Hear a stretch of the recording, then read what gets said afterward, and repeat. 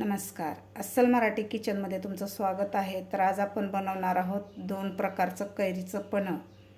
हे पन्हं करायला सुद्धा खूप सोपं आहे आणि तुम्ही जर असं कैरीचं पन्हं करून ठेवलं तर अगदी 2 मिनिटात हे कैरीचं पन्हं बनवून पिऊ शकता. खूप छान लागतं. चला तर मग रेसिपीला सुरुवात करूया.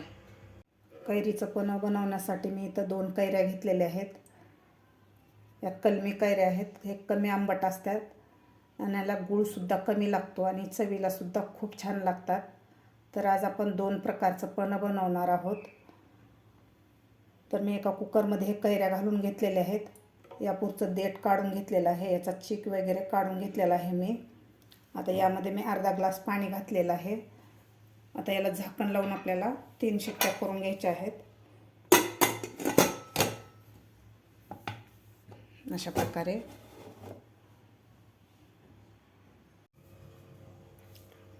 कैऱ्या आपल्या व्यवस्थित उकडलेले आहेत. तुम्ही बघू शकता एकदम अशा मऊ झालेल्या आहेत कैऱ्या. आता याचा आपल्याला पल काढून घ्यायचा आहे कैरीचा.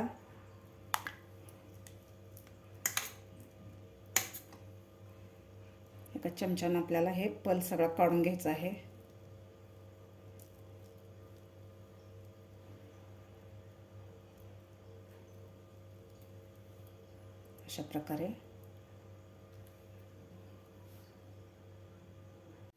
अशा प्रकारे मी सगळं कैरीचा गर काढून घेतलेला आहे. तुम्ही बघू शकता मस्त गर निघालेला आहे. तर 1 वाटी गर आहे. तर मी 1 वाटीला थोडं वर गूळ घातलेला आहे. या ठिकाणी तुम्ही साखर सुद्धा वापरू शकता.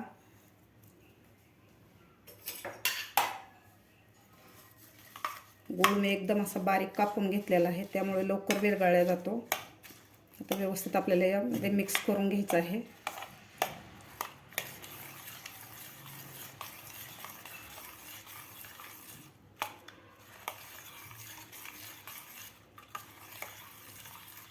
आता आपल्याला हे 5 मिनिट असंच हलवून याला गूळ विरघळून घ्यायचा आहे.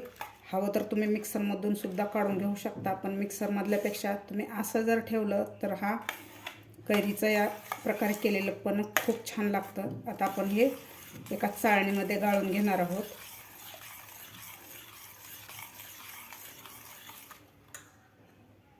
इथे एक चाळणी घेतलेली आहे. आता यामध्ये आपल्याला हे कैरीचा गर घालायचा आहे.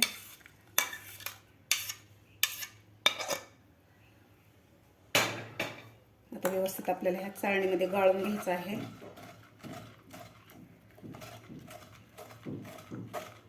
तुम्ही जर हे गर मिक्सरमधून काढला तर त्याचं पन्हं एवढं चविष्ट लागत नाही.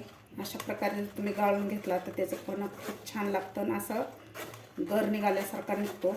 जास्त बारीक होत नाही. अशा प्रमाणे केलेलं व्यवस्थित गाळून घ्यायचं आपल्याला. तुम्ही बघू शकता अशा प्रकारे गर पडलेला आहे.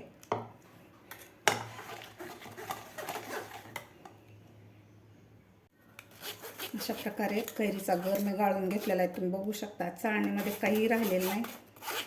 असा मस्त आपला गर तयार झालेला आहे. तुम्ही बघू शकता. आता हा कैरीचा गर आपल्याला 2 वाट्यामध्ये काढून घ्यायचा आहे.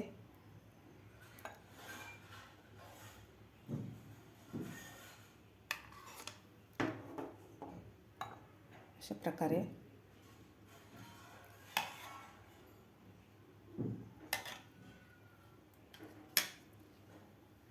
इथं मी 2 वाट्यामध्ये हे कैरीचा गर काढून घेतलेला आहे.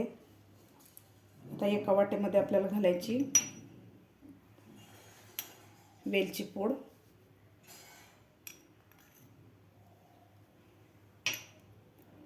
आणि केशर. आता यामध्ये थोडंसं आपल्याला काळं मीठ घालायचं आहे. आता हे व्यवस्थित आपल्याला मिक्स करून घ्यायचं आहे. केशर आणि वेलचीयुक्त कैरीचं पन्हं खूप छान लागतं प्यायला. याचा स्वाद खूप छान येतो. व्यवस्थित आपल्याला मिक्स करून घ्यायचं आहे.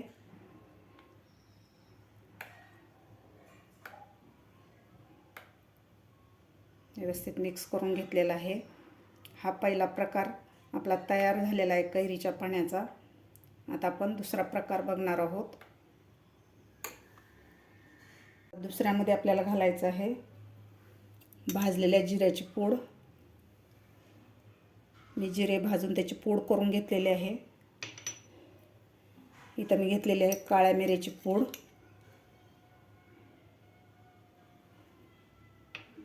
आता यामध्ये घालायचं आपल्याला थोडंसं काळं मीठ किंवा सैंधव मीठ घातलं तरी चालेल. आता आपल्याला व्यवस्थित मिक्स करायचं आहे.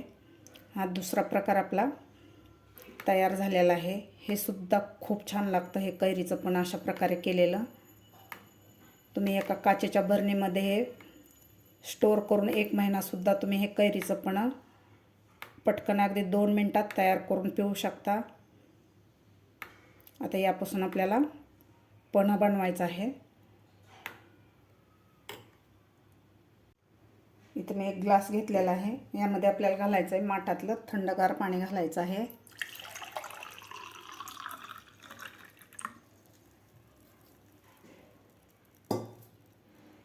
आता यामध्ये घालायचं आपल्याला वेलची आणि केशरयुक्त हे कैरीचं पन्ह्याचा पल घालायचा आहे आपल्याला यामध्ये.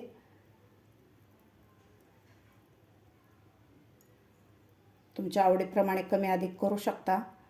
मी पोहेच्या चमच्याने 2-3 चमचे घातलेला आहे कैरीचा पल.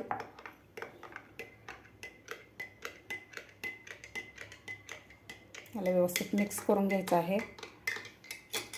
आता यामध्ये घालायचे आहेत आपल्याला 2 ते 3 आईस क्यूब घालायचे आहेत, म्हणजे थंडगार आपलं कैरीचं पन्ह तयार होतं. तुम्हाला जर अधिक गोड हवा असेल तर तुम्ही यामध्ये थोडीसा गूळ किंवा साखर घालू शकता. असं मस्त आपलं केशर आणि वेलचीयुक्त आपला पहिला पन्ह्याचा प्रकार तयार झालेला आहे, मस्त झालेला आहे. आता आपण दुसरा प्रकार बघणार आहोत. वेट लॉससाठी सुद्धा फार उपयोगी आहे. या ठिकाणी तुम्ही चिया सीड्ससुद्धा घेऊ शकता. तर इथं मी थोडासा पुदिना घेतलेला आहे. पुदिन्याचे पान आपल्याला थोडेसे असे बारीक करून यामध्ये घालायचे आहेत. पुदिन्याचा फ्लेवरसुद्धा यामध्ये खूप छान लागतो. अशा प्रकारे यामध्ये घालायचे आहेत आपल्याला आईस क्यूब.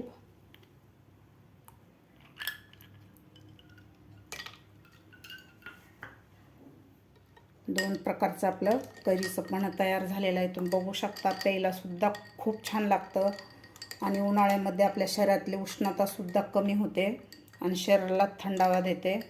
असं मस्त आपलं 2 प्रकारचं कैरीचं पन्ह तयार झालेलं आहे. तुम्ही बघू शकता झटपट असं आपलं 2 प्रकारचं कैरीचं पन्ह तयार झालेलं आहे. प्यायला खूप छान लागतं. हे उन्हाळ्यामध्ये आपल्या शरीरातली उष्णता कमी करते आणि आपल्या शरीराला थंडावा मिळतो. तुम्ही जर उन्हातून आल्या हे कैरीचं पन्ह पिलं तर तुमची शरीरातली उष्णता बरीच कमी होते आणि आपल्या शरीराला थंडावा मिळतो. तुम्हाला माझी आजची रेसिपी आवडली असेल तर 1 लाईक नक्की करा. हा व्हिडिओ तुमच्या मित्रमैत्रिणीला शेअर करा. माझ्या चॅनलला अजून सबस्क्राईब केलं नसेल तर सबस्क्राईब करा. भेटूया अशाच एका नवीन रेसिपीसोबत. तोपर्यंत मस्त खा आणि स्वस्त रहा.